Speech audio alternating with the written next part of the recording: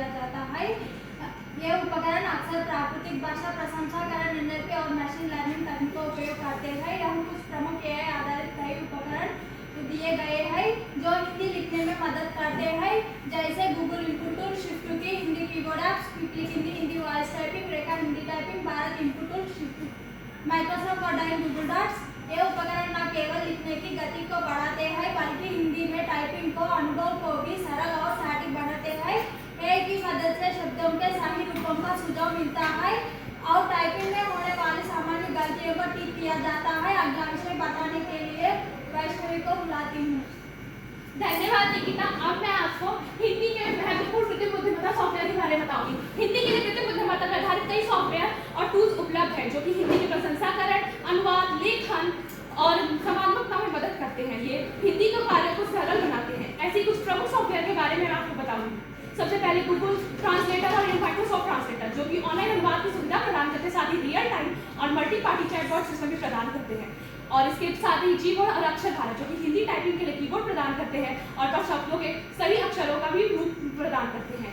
इसके साथ ही स्वर चक्र और वॉइस टाइपिंग जो कि वॉइस रिकॉग्नाइजेशन से लिखने की गति को तेज करते हैं।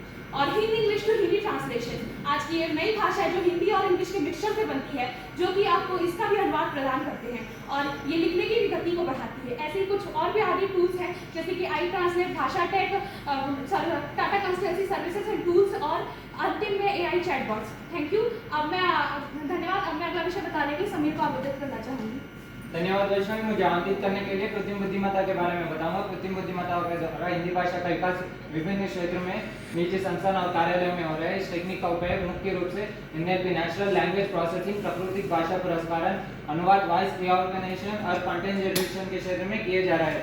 प्रमुख कंपनियां और कार्यालय जहां आधिकारिक AI के माध्यम से हो रहा है, जैसे कि Google India, Microsoft India, national institution of technology, भारतीय सूचना प्रौद्योगिकी, भारत सरकार इलेक्ट्रॉनिक्स सूचना प्रौद्योगिकी मंत्रालय, national language mission, Tata consultancy services, Bharat official translation and documentation offices, smart city AI आधारित सॉफ्टवेयर इस प्रकार है। अब मैं इस परियोजना कार्य का निष्कर्ष बताने के लिए मैं सहपाठी सोनू कुमार को आमंत्रित करता हूँ। धन्यवाद समीर मुझे आमंत्रित करने के लिए। अब हमारे परियोजना कार्य का निष्कर्ष मैं प्रस्तुत करूंगा। कृत्रिम बुद्धिमत्ता के माध्यम से हिंदी भाषा के विकास में कई सरकारी और निजी संस्थानों का योगदान है। यह संस्थाएं न केवल हिंदी भाषा के विकास में महत्वपूर्ण योगदान दे रहे हैं बल्कि कई डिजिटल उपयोग और नई दिशाएं भी प्रदान कर रहे हैं।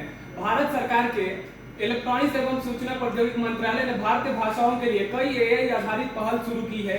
इनमें से मुख्य रूप से भाषा संसाधन NLP तकनीकें और मुख्य भारतीय भाषाओं में होने वाली AI से प्रशिक्षित करने की योजनाएं शामिल हैं।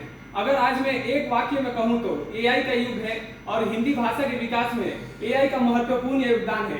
AI के माध्यम से हिंदी भाषा के विकास में हिंदी भाषा में अनुवाद, टाइपिंग, कंटेंट निर्माण, वॉइस रिकग्निशन जैसे क्षेत्रों में बहुत सारी संभावनाएं खुल रही है। इस परियोजना कार्य को आपके सामने प्रस्तुत करने का अवसर प्रदान करने के लिए सबसे पहले हमारे प्रधानाचार्य को और CC के अधिकारियों को और विशेषकर आज के न्याय नेतागण और यहाँ पर पधारे सभी गुरुजन और सभी साथियों को मेरे समूह के तरफ से बहुत बहुत आभार प्रकट करता हूँ। धन्यवाद। जय हिंद। जय हिंद।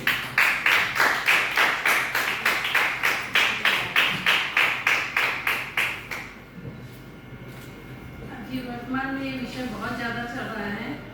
इससे जो है जब बहुत सारा काम ये करेगा तो इसमें मनुष्य की आवश्यकता कितनी पड़ेगी? मैम सबसे पहली बात तो ये मनुष्य ही बनाया है और ये केवल गाइड करता है, हमें बताता नहीं है कि हमें आगे क्या करना है। हम ही इसे इंस्ट्रक्शन देंगे तभी हमें रिजल्ट देगा, यानी इसको हम चलाने वाले ना कि ये हमें चलाने वाला है। बहुत अच्छा आपने किया। लेकिन ऐसा माना जा रहा है कि बहुत सारा काम जो है 4 व्यक्तियों का काम है अकेला कर देगा। मैम एक व्यक्ति तो कर रहा है, हम चला रहे हैं, लेकिन आगे जाकर भविष्य में ऐसा समझा जा रहा है जैसे रोबोट वगैरह जो हो रहे हैं, नई जो टेक्नोलॉजी आ रही है, उसमें कह रहे हैं कि मनुष्य की जरूरत कम है, मशीनों की ज़्यादा है। तो आप इससे कितना सहमत है? पूरा आपने कार्य किया, इस पर जो शोध कार्य किया उससे आप किस नतीजे पर पहुँचे?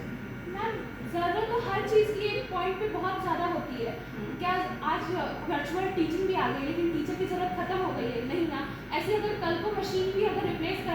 ज़रूरी नहीं, मशीन बनाने वाले लोग की भी रिक्ति ज़्यादा हो जाएगी, उन्हें भी बुलाया जाएगा मशीन बनाने के लिए।